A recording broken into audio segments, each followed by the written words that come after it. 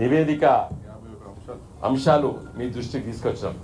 తెలంగాణ ఆస్తులేంది, తెలంగాణ ఏ విధంగా ఈ 10 సంవత్సరాల తెలంగాణ రాష్ట్రం ఎన్ని రంగాల్లో పట అభివృద్ధి జరిగిన విషయాన్ని ఇలా మేమన్నీ కూడా క్రోడీకరించి ఈ నివేదికలన్నీ కూడా ఈనాటి రాష్ట్ర ప్రభుత్వం ఏదైతుందో నిన్నటిదాకా పరిపాలించినటువంటి రాష్ట్ర ప్రభుత్వం పార్టీలు మారినాయి, కానీ అధికార యంత్రాంగం కూడా అదే.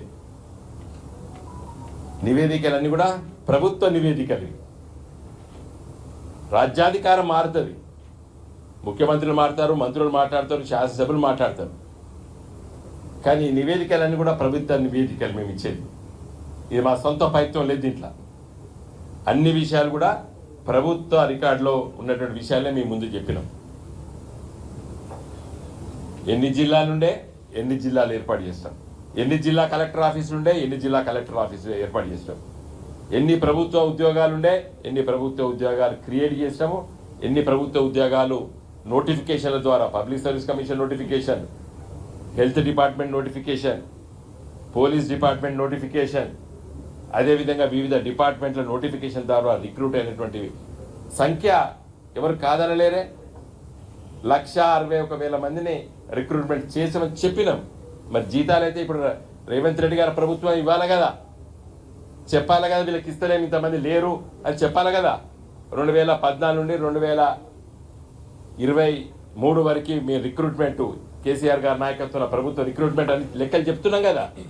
వాళ్ళకైతే జీతాలు ఇవ్వాలి కదా.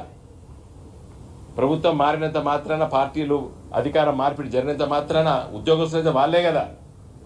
ఇలా ప్రతి 5,000 ఎకరాలకు ఒక అగ్రికల్చర్ ఆఫీసర్ ఉన్నమాట నిజమే కదా. దాదాపు ప్రతి పోలీస్ స్టేషన్లో కూడా యువకులు యువతులు ఈరోజు పోలీస్ కానిస్టేబుల్గా రిక్రూట్మెంట్ అయిన వాళ్ళు ఉన్నారు కదా. ప్రతి విలేజ్ సెక్రటరీ అయితే గ్రామాల్లో ఉన్నారు కదా. ప్రతి హాస్పిటల్లో నర్సులు అయితే ఉన్నారు కదా, డాక్టర్లు అయితే ఉన్నారు కదా. ఇవన్నీ కూడా లెక్కలుంటాయి, ఎవరు కాదని లేరు.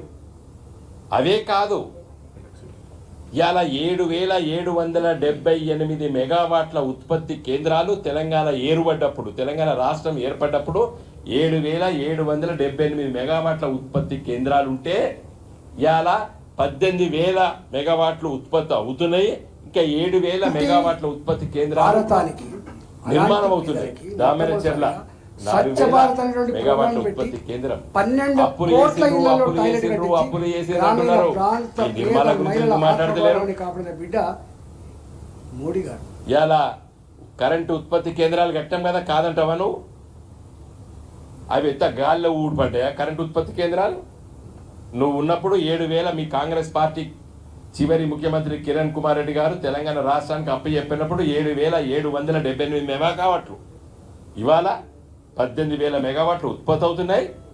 ఇంకొక 7,000 మెగావాట్లు ఒక సంవత్సరం లోపల ఉత్పత్తి కాబోతున్నాయి. ఇవి ఉత్తగా ఊడిపడతాయా? ఇలా కాళేశ్వరం ప్రాజెక్టు, అదేవిధంగా పాలమూరు ఎత్తిపోతల ప్రాజెక్టు, కాళేశ్వరం గోదావరి నది పైన, కృష్ణా నది పైన పాలమూరు ఎత్తిపోతల ప్రాజెక్టు. అయితే మేము చెప్పినాం, మీరు నిర్మిస్తున్నటువంటి అన్నిటి కంప్లీట్ చేస్తాం మేము. అసలు వాటికే ఎక్కువ పైసలు మీరు సగంలో కట్టి వదిలిపెట్టిర్రు.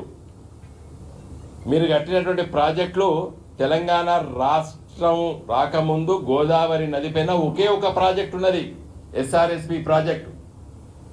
మీరు నిర్మాణం మొదలుపెట్టినరు, శ్రీపాద ప్రాజెక్టు. అది కంప్లీట్ చేసినాం మేము. ఇంకా 4-5 బ్యారేజీలు కట్టాం గోదావరి నది పైన.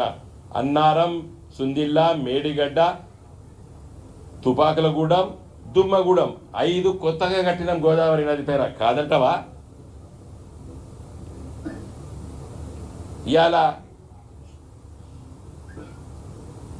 గౌరవెల్లి ప్రాజెక్టు 1.8 టీఎంసీ ఉంటే దాన్ని 8 టీఎంసీల కింద మార్చినాం. మల్లన్న సాగర్ 3-4 ఉంటే దాన్ని 50 టీఎంసీలకు మార్చినాం. ప్రతి రిజర్వాయరు మీరు దోషడంతా మీరు మొదలు పెడితే మీరు తాంబాలం అంతా చేస్తాం దాన్ని, ఒక్కొక్క రిజర్వాయర్ని. గిన్నె నీళ్ళు ఆపడానికి మీరు ప్రయత్నం చేస్తే మేము గిన్నె నీళ్ళు ఆపడానికి ప్రయత్నం చేసినాం. అవన్నీ కన్స్ట్రక్షన్ కాలేదా? అప్పులు అప్పులు అప్పులు అంటున్నారండి. ఇలా ప్రజల ఆస్తులు ఇవన్నీ ఇలా కేసీఆర్ గారు సొంతంగా కోసం కట్టుకున్నాడా? కరెంటు ఉత్పత్తి కేంద్రాలు. కేసీఆర్ గారి ఇంటి కోసం ఇలా దామెర్చర్లలో కరెంటు ఉత్పత్తి కేంద్రం కట్టిండా? ఇవాళ మనుగురులో కట్టింది కేసీఆర్ ఇంట్లో 4 లైట్ల కోసం పెట్టుకున్నాడు. ఆయన ఏం మాట్లాడతారు వీళ్ళు? ఇలా ఇంత ఆస్తులు ఉన్నాయి. ఎవరి ఆస్తులు అవి?